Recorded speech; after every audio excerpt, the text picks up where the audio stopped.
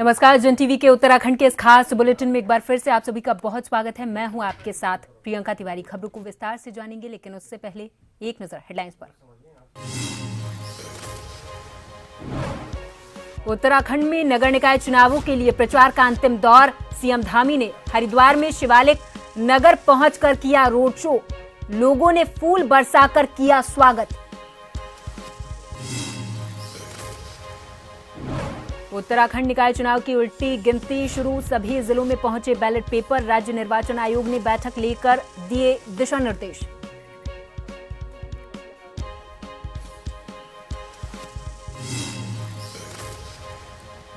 गोपेश्वर में केंद्रीय विद्यालय का नया भवन बनकर तैयार। जिलाधिकारी संदीप तिवारी ने किया निरीक्षण, व्यवस्थाओं का लिया जायजा।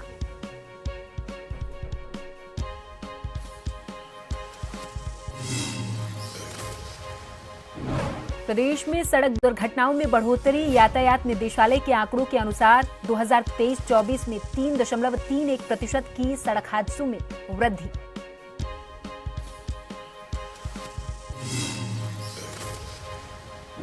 और उत्तराखंड में पाले और कोहरे का येलो अलर्ट। 18 जनवरी से पहाड़ी जिलों में फिर से बारिश और बर्फबारी के आसार। मैदान में छाएगा कोहरा।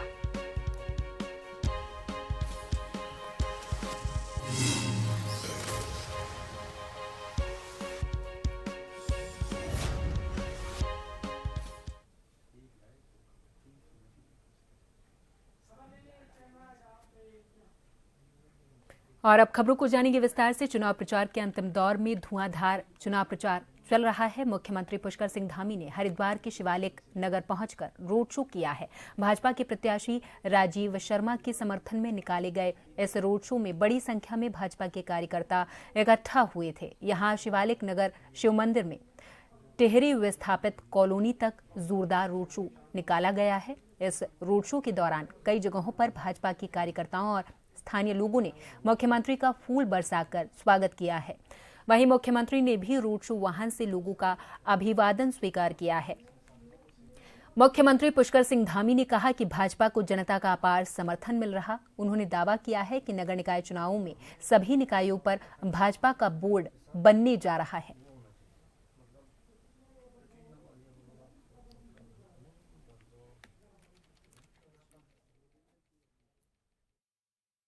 सभी देवतुल्य मतदाताओं ने, चाहे केंद्र में आदरणीय प्रधानमंत्री मोदी जी को तीसरी बार प्रधानमंत्री बनाना हो या राज्य में डबल इंजन की सरकार बनानी हो, सब में अपना आशीर्वाद दिया है। आज मैं प्रदेश के अनेक अनेक स्थानों पर जा चुका हूं। लोगों के बीच में जिस प्रकार से उनका समर्थन मिल रहा है, आशीर्वाद मिल रहा है, इसमें कोई संदेह नहीं है कि देवभूमि के लोग निकायों में भी भाजपा की सरकार बनाएंगे, ट्रिपल इंजन लगाएंगे और तेज गति से जो विकास है उसको गति प्रदान करने में सभी जगह बोर्ड भाजपा के बनाएंगे। पार्षदों को भी जिताएंगे। नगम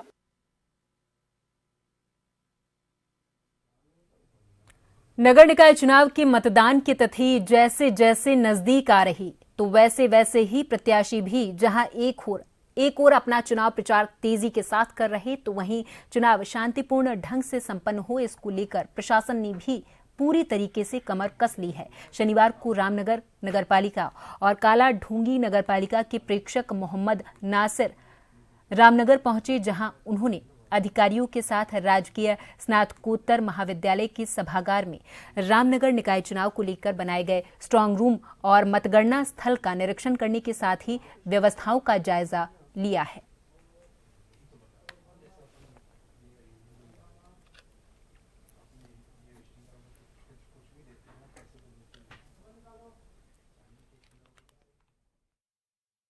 जो राज्य निर्वाचन आयोग के दिशा निर्देश हैं उनका कड़ाई से अनुपालन किया जाए और इसी संबंध में यहाँ स्ट्रांग रूम के लिए और काउंटिंग के अरेंजमेंट देखने के लिए हैं और जितने भी निर्देश हैं उनका विधिवत अनुपालन किया जाए, ये सुनिश्चित करा जाएगा। जी, निर्देश दे दिए गए हैं और आगे भी जो है कड़ाई से आचार संहिता का अनुपालन कराया जाएगा। रिटर्निंग अफसर साहब को निर्देश दे दिए गए हैं।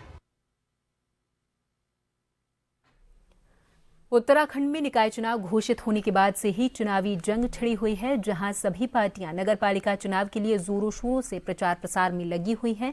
तो वहीं डोईवाला कांग्रेस के अध्यक्ष प्रत्याशी के रूप में सागर मनवाल पूर्व में किए गए कार्यों को लेकर जनता के बीच प्रचार प्रसार कर अपने पक्ष में वोट मांग रहे हैं। बता दें कि नगरपालिका अध्यक्ष पद के लिए डोईवाला में त्रिकोणीय मुकाबला देखा जा रहा। भाजपा कांग्रेस प्रत्याशी समेत एक निर्दलीय प्रत्याशी ने भी अपनी पूरी ताकत इस प्रचार प्रसार में झोंक रखी है। वहीं जैसे जैसे मतदान की तारीख नजदीक आती जा रही तो सभी प्रत्याशी जनता को रुझाकर चुनाव जीतने के लिए अपनी पूरी ताकत इस प्रचार प्रसार में झोंक रहे हैं।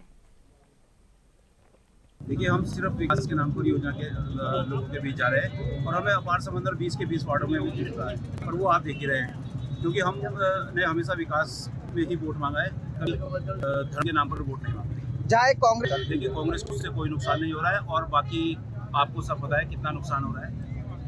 5 प्रत्याशी, देखिए, हम दूसरे की तरफ उंगली नहीं उठाते, हम तो अपना काम देखते हैं। हमें बार जन समर्थन मिल रहा है, रिजल्ट ऊपर वाले की इच्छा है और रिजल्ट इसके हाथ होगा। हमें सबसे बड़ी बात यह है कि हम जहाँ जा रहे हैं, कोई हमें ये नहीं कह रहा है कि आप 5 साल कहाँ थे। हमें अगर कोई प्रधान भी किसी चुनाव में जाता है तो उसे लोग कहते हैं कि 5 साल बाद आया, लेकिन आज हमें इतना अपार समर्थन मिला है, लोग हमें कह रहे हैं कि वहां पर जाओ जहां पर मेहनत की जरूरत है। काशीपुर नगर निगम के भारतीय जनता पार्टी के मायने और पद के प्रत्याशी दीपक बाली ने बीती रात वार्ड नंबर 30 मोहल्ला कानून गोयान, पक्का कोट और पुष्पक विहार कॉलोनी में पार्षद पद के प्रत्याशी सुरेश कुमार सैनी के समर्थन में एक नुक्कड़ सभा आयोजित की।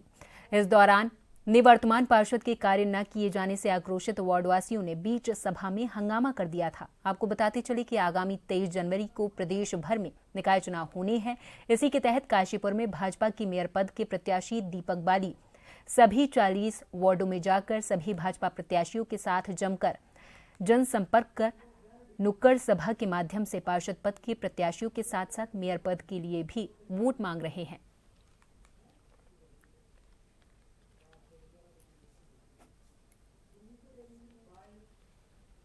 देखा होगा कि जनसंपर्क में कितनी भीड़ और कितना उत्साह के साथ भारतीय जनता पार्टी के कार्यकर्ता निकल कर आए हैं और आने वाली 23 तारीख को कमर पर मोहर लगाकर ये सभी बीजेपी बनाने वाले हैं। और जो भी इनके पिछली बार के कार्य जो अधूरे रह गए थे, मैं इन 3 महीनों के अंदर अंदर सारे कार्य पूरे करने का वादा करता हूँ और जो भी अच्छी से अच्छी योजना आएगी अपने वार्डवासियों और क्षेत्रवासियों को वो उपलब्ध कराने में समर्थ रहूँगा। मंगलौर से चेयरमैन पद के उम्मीदवार चौधरी इस्लाम का पर्चा चुनाव आयोग के द्वारा कैंसिल कर दिया गया था, जिसके बाद अब हाईकोर्ट का फैसला उनके पक्ष में आने के बाद उनके घर पर उनके समर्थकों का तांता लग गया। लोगों ने ढोल नगाड़ों के साथ उनका स्वागत किया है और उन्हें बधाई भी दी। चौधरी इस्लाम का कहना है कि ये उनकी नहीं बल्कि लोकतंत्र की जीत हुई है और खासतौर पर मंगलौर के आवाम की जीत हुई है।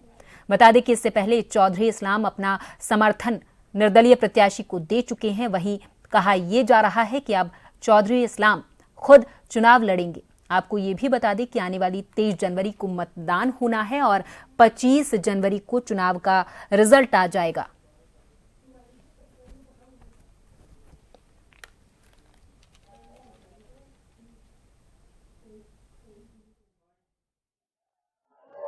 वो अपना खुशी की लहर है, वो सब लोग खुशी मना रहे हैं। इनकी जीत हुई, कानून की जीत हुई, लोकतंत्र की जीत हुई, मंगलौर के आवाम की जीत हुई और बेईमानी की हार हुई। बेईमानी की हार हुई।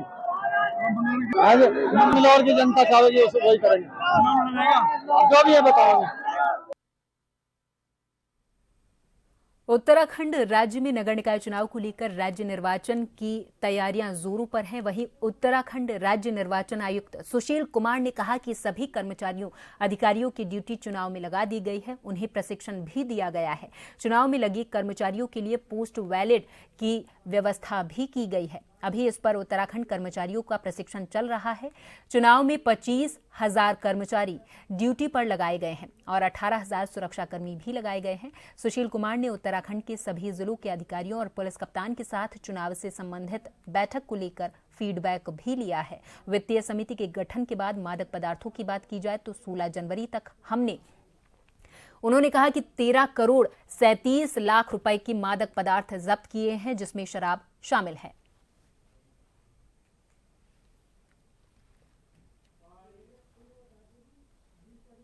इस बार जो वित्त व्यय सर्वेक्षण समिति है उसका गठन हमने किया था और व्यय पर और जो मादक पदार्थ है और अन्य अवैध वस्तुएं हैं उनके उपयोग पर भी सख्ती लाने के निर्देश जिलाधिकारियों को और पुलिस अधिकारियों को दिए गए थे। तो इसमें राज्य स्तर पर भी पुलिस और आबकारी के नोडल अधिकारी बनाए गए हैं और जनपदों में 3 टीमें बनाई गई हैं, एक प्रशासन की, एक पुलिस की और एक आबकारी विभाग की। अभी तक जो चुनाव में 15 तारीख तक का जो मेरे पास डाटा है, 16 तारीख तक का 16 तारीख तक जो जब्ती की कार्रवाई हुई है वो कुल 13 करोड़ 37 लाख रुपए की धनराशि की मादक पदार्थ जब्त किए गए हैं, जिसमें कि जो लिकर है वो लिकर हमारे पास लगभग 22,51,000 रुपये का लिकर जब्त किया गया है और 12 करोड़ 51 लाख रुपए का जो मादक पदार्थ है वो जब्त किए गए हैं। नैनीताल हाईकोर्ट ने याचिकाकर्ता की बहन के अचानक गायब होने के मामले में दायर याचिका पर सुनवाई के बाद एसएसपी से विस्तृत रिपोर्ट तलब की है। न्यायमूर्ति आलोक कुमार वर्मा की एकल पीठ ने युवती के लापता होने के बाद उसे तलाशने के लिए पुलिस ने क्या कार्रवाई की, इस बारे में पूछा है। न्यायाधीश ने पहले इस मामले की सुनवाई के लिए 23 जनवरी तक तारीख तय की थी, लेकिन अब उस दिन अवकाश होने के कारण अब सुनवाई 22 जनवरी को की जाएगी। कोर्ट में राज्य सरकार की ओर से कहा गया कि युवती को खोजने के लिए पुलिस को सख्त आदेश दिए गए थे, लेकिन अभी तक उसे तलाशा नहीं जा सका है।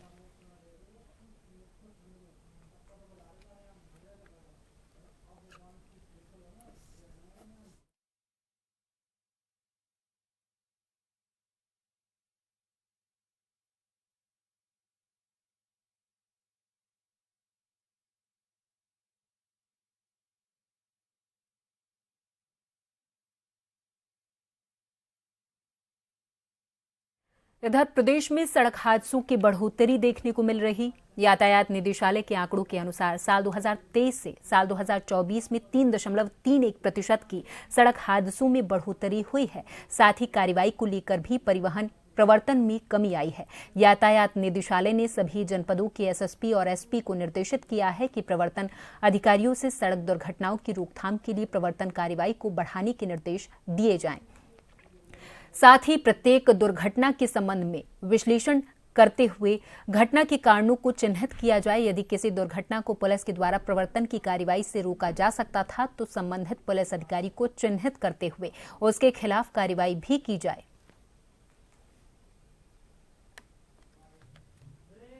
जितने भी मेजर एक्सीडेंट्स हैं उनको सभी को हम लोग रिव्यू कर रहे हैं, क्या कारण रहे। जहाँ पर भी हमको लगता है कि कुछ ऐसी एनफोर्समेंट के लेवल पे इश्यूज़ हैं जिन पे हम बेहतर कर सकते हैं, उनको लेकर के जो डिस्ट्रिक्ट्स हैं उनको कम्युनिकेट किया गया है। एनफोर्समेंट को और ज़्यादा इफेक्टिव कैसे हम लोग कर सकते हैं और एक्सीडेंट को मिनिमाइज़ करने के लिए जो भी उनको रिव्यू करने के बाद, एग्जामिन करने के बाद जो भी रीजंस हमको समझ में आते हैं जहाँ से हमको मिनिमाइज़ किया जा सकता है, उसको लेकर के भी डिटेल्स में डायरेक्शंस जो है डिस्ट्रिक्ट्स को इशू किए गए हैं। और जहाँ पर एनफोर्समेंट में कमी आई है उनको खासतौर से बताया गया है। जो डिस्ट्रिक्ट्स जो है जो आइडेंटिफाई हुए हैं जहाँ पर कुछ एनफोर्समेंट कम देखा गया है, उनको कम्युनिकेट किया है कि एनफोर्समेंट को बढ़ाया जाए और फोकस रहें कि किस तरीके से एक्सीडेंट को हम लोग मिनिमाइज़ कर सकते हैं। जो भी एनफोर्समेंट की कार्रवाई है वो उसी डायरेक्शन। उत्तराखंड में राष्ट्रीय खेलों का आयोजन किया जाना है। 28 जनवरी से 14 फरवरी तक चलने वाले नेशनल गेम्स के मद्देनजर तैयारियां अंतिम चरण पर हैं। इसी के तहत राष्ट्रीय खेलों के प्रचार वाहनों को आज मंगलौर पहुंचाया गया है, जहां पर छात्र छात्राओं और अध्यापकों के द्वारा इस यात्रा का स्वागत किया गया था। राष्ट्रीय खेलों का शुभंकर मस्कट मौली प्रचार वाहन में सवार होकर जनपद के सभी ब्लॉक, प्रमुख शहर और दूरदराज के ग्रामीण इलाकों में घूमकर लोगों को राष्ट्रीय खेलों से जुड़ने के लिए प्रेरित कर रहा है।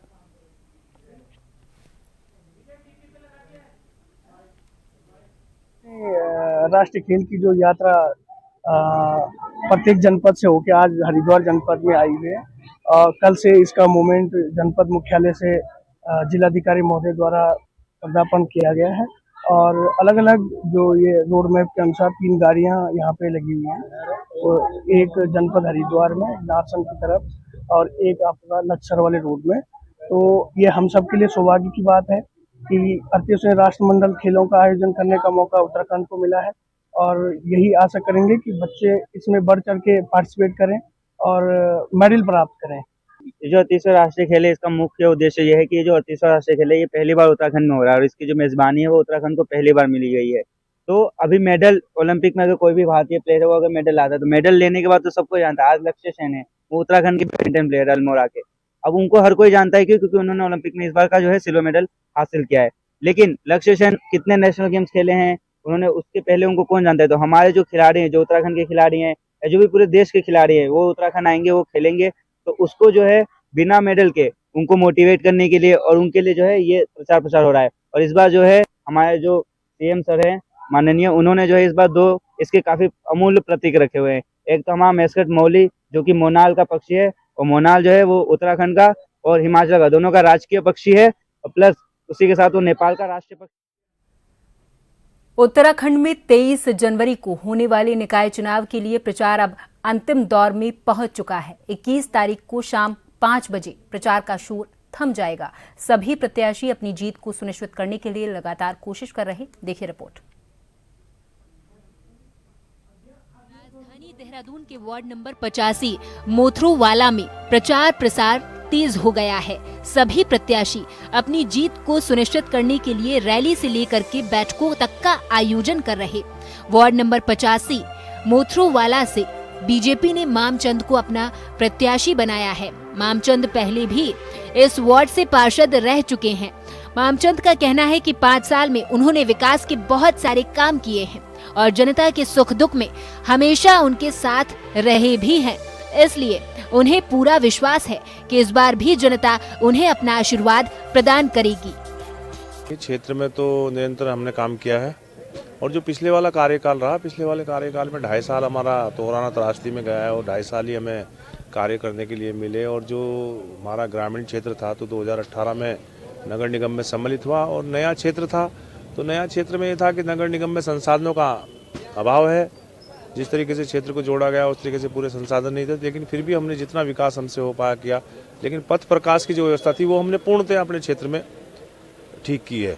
बाकी सफाई का था तो सफाई में अभी हमारे पास कर्मचारी वगैरह नए क्षेत्रों में कम थे, कुछ ये समस्या हैं। बाकी हमारे यहाँ जल भराव की समस्या है, उन समस्याओं पर निरंतर जो है बैठ के चल रही हैं और एस्टीमेट बन चुके हैं PWD से और सिंचाई विभाग से। तो इस बरसात से पहले वो भी कार्य हमारा पूर्णतः किया जाएगा। राजधानी देहरादून के अधिकतर वार्डों में मुख्य मुकाबला बीजेपी और कांग्रेस के बीच देखने को मिल रहा है, लेकिन कहीं कहीं निर्दलीय भी मुख्य मुकाबले में बने हुए हैं। वार्ड नंबर 85 में भी निर्दलीय प्रत्याशी सोबत चंद रमोला भी पूरा दमखम दिखा रहे और मुख्य मुकाबले में बने हुए हैं। सोबत चंद्र रामोला एक पूर्व सैनिक हैं। उनका कहना है कि जनता अगर उन्हें अपना आशीर्वाद प्रदान करेगी तो वो क्षेत्र के विकास की एक नई गाथा लिखेंगे। यहाँ पे जो आज तक जो कार्य हुए हैं वो आपको भी पता है, हमें भी पता है, जनता को भी पता है। जनता का जो विरोध है, जो आज तक काम नहीं हुए हैं, उस काम को हमें सुचारू रूप से करने हैं अभी आगे। उसमें चाहे हमें अपना तन मन धन जो भी लगे, हम अपनी तरफ से फुल एफर्ट लगाएंगे। ये निर्दलीय कैंडिडेट खड़ा है, उसके पीछे जो जन सलाह दिख रहा है आपको, वो आपको खुद ही दिख रहा होगा कि काम हुआ या नहीं हुआ है। राजधानी देहरादून के अधिकतर वार्डों में जहां मुख्य मुकाबला भाजपा और कांग्रेस में नजर आ रहा, वहीं वार्ड नंबर 85 में निर्दलीय भी कड़ी टक्कर दे रहे हैं। इस वार्ड में भी लोगों का मिला जुला रुझान देखने को मिला है। जहां कुछ लोग बीजेपी के उम्मीदवार को विजयी बनाने की बात कर रहे, तो वहीं कुछ लोगों को ये भरोसा है कि इस बार निर्दलीय प्रत्याशी ही बाजी मारेगा। वार्ड नंबर 85 में तो बीजेपी लहरी चलेगी, क्योंकि मामचंद भाई का काम बहुत लोगों ने देख रखा है, कर भी रहे हैं और 2003 से राजनीति में हैं और वार्ड नंबर 85 से बीजेपी का पार्षद ही बनेगा। इस बार जो है लहर तो देखी जाए तो इस बार ये पूर्व सैनिक रह चुके हैं, इन्होंने देश सेवा कर रखी है, तो इस बार जनता का रुख जो है उसी तरफ है। तो भाई सोबत चंद्र मोला को इस बार जो है सारी जनता चाह रही है। देखने में तो अभी हवा से तो यही लग रहा है यहाँ मोथरा वाला की जनता की तरफ से। उनका काम जो है जैसे ये है कि सभी तो खुश भी नहीं हो सकते हैं, सभी नाराज भी नहीं हो सकते हैं, पर सामान्य रहा, ठीक रहा, सामान्य काम है रहा उनका इस 5 साल। लहर तो बीजेपी की है। मैं किसी पार्टी से संबंध नहीं रखता हूँ, लेकिन जो है मानवीय आधार के ऊपर परिवर्तन प्रकृति का नियम है। पहले वो रह चुके हैं, परिवर्तन आना चाहिए। कुछ और भी शायद इनसे प्रत्याशा है, ये अच्छा काम करेंगे, उम्मीद है यही जीतेंगे। इस वार्ड में तो भाई मामचंद की लहर है। उसने इस वार्ड के लिए बहुत कुछ किया है और जिस टाइम आपदा आई थी उस समय भी उस रात दिन पूरा प्रयास करा उसने, पूरी गांव को बचाया है, बस्तियों में पुस्ते लगवाए हैं और जितने भी लगभग जो कार्यक्रम होते हैं वो सब में बढ़ चढ़ कर लेता है, गरीबों की मदद करता है। चुनाव में प्रचार के समय सभी प्रत्याशी अपनी जीत के दम भरते हैं और जनता से विकास के वादे भी करते हैं, लेकिन देखने वाली बात ये होगी कि जनता किसको अपना आशीर्वाद प्रदान करेगी। राजधानी देहरादून के वार्ड नंबर 85 मोथरोवाला में भी हम जनता से मिले और जनता की राय जाने। यहाँ पर भी जनता का मिलीजुली प्रतिक्रिया मिला। यहाँ पर भी मुख्य मुकाबला बीजेपी, कांग्रेस और निर्दलीय के बीच है। अब देखने वाली बात होगी कि जनता की को आशा है कि जो भी जीतेगा वो जनता के विकास के कार्यों को पूरा करेगा। अब देखने वाली बात होगी कि जनता इनमें से किसको अपना आशीर्वाद प्रदान करती है। अपने सहयोगी आकाश के साथ मैं शैलेंद्र कुमार पांडे, जन टीवी, देहरादून। उत्तराखंड राज्य में होने जा रहे 38वें राष्ट्रीय खेलों में चंपावत जिले के टनकपुर तहसील के पूर्णागिरी क्षेत्र में काली नदी पर राफ्टिंग प्रशिक्षण का आयोजन होने जा रहा। इस आयोजन को सफलतापूर्वक संपन्न कराए जाने को लेकर चरण मंदिर स्थित काली नदी से बूमघाट तक विभिन्न तैयारियां तेजी से गतिमान हैं। जिलाधिकारी नवनीत पांडे ने विभिन्न विभागीय अधिकारियों के साथ कार्यक्रम स्थलों का निरीक्षण कर राफ्टिंग आयोजन को लेकर की जा रही विभिन्न तैयारियों का निरीक्षण किया है। उन्होंने 5 दिन में सभी आवश्यक कार्य पूर्ण करने के निर्देश अधिकारियों को दिए हैं।